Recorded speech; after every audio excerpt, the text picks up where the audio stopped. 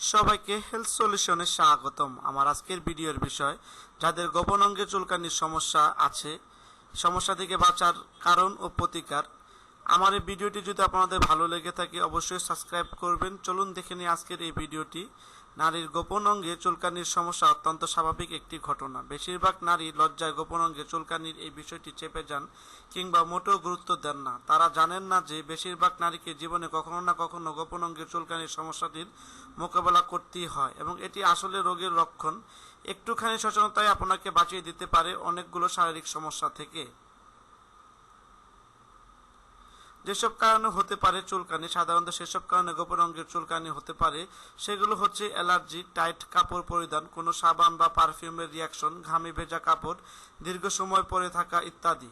এছাড়া yeast infection বা ব্যাকটেরিয়ার কারণে হতে পারে এই চুলকানি। গোপন অঙ্গে চুলকানি হতে পারে হরমোনজনিত সমস্যাও বা কোনো ত্বকের রোগের কারণেও। মেনোপজের পর গোপন অঙ্গ হতে পারে এমন চুলকানি। গোপন অঙ্গ যথেষ্ট পরিষ্কার পরিচ্ছন্ন রাখার পরও যদি প্রতিদিন ঘন ঘন চুলকানি হতে থাকে, যা মোটেও স্বাভাবিক নয়, তাহলে আপনার উচিত এখনই সচেতন হয়ে যাওয়া।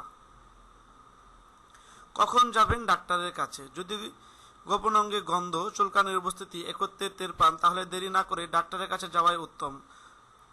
পশ্চাৎ দেশের মতো জনিত অসংখ্য গুরুত্বপূর্ণ ব্যাকটেরিয়া থাকে, কিন্তু খারাপ ব্যাকটেরিয়া গ্রোথ যখন বাড়তে থাকে তখন বাজে গন্ধ ও জ্বালাপোড়া হতে থাকে। এটি একটি রোগের লক্ষণ যাকে বলে ব্যাকটেরিয়াল ভ্যাগোজেনেসিস। অন্যদিকে ইস্ট ইনফেকশনের কারণে যদি চুলকানি হয়ে থাকে তাহলে চুলকানির সাথে গন্ধ থাকবে ঘন সাদা স্রাব। ইস্ট ইনফেকশন অত্যন্ত স্বাভাবিক ঘটনা।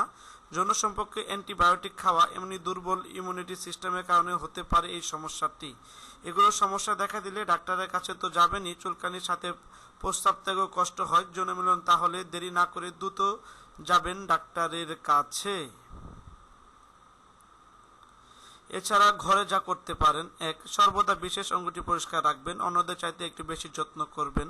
প্রত্যেকবার টয়লেটের কাজ করার পর উষ্ণ পানি বা ভালো সাবান দিয়ে পরিষ্কার করে ভালো করে মুছে জায়গাটি শুকানো রাখবেন। চুলকানি হওয়ার হাত থেকে রেহাই পাওয়া যাবে। নাম্বার ২. একদম ঢিলেঢালা সুতির অন্তর্বাস ব্রা পেন্টি পরিধান করুন। দিনে ২ বার অন্তর্বাস বদলে ফেলুন। এছাড়া ঘামে ভেজা অন্তর্বাস বা পেন্টি বেশি সময় ব্যবহার করবেন না। আমার এই ভিডিওটি যদি আপনাদের ভালো লেগে থাকে অবশ্যই বন্ধু বান্ধবকে লিঙ্কটি শেয়ার করে দিন।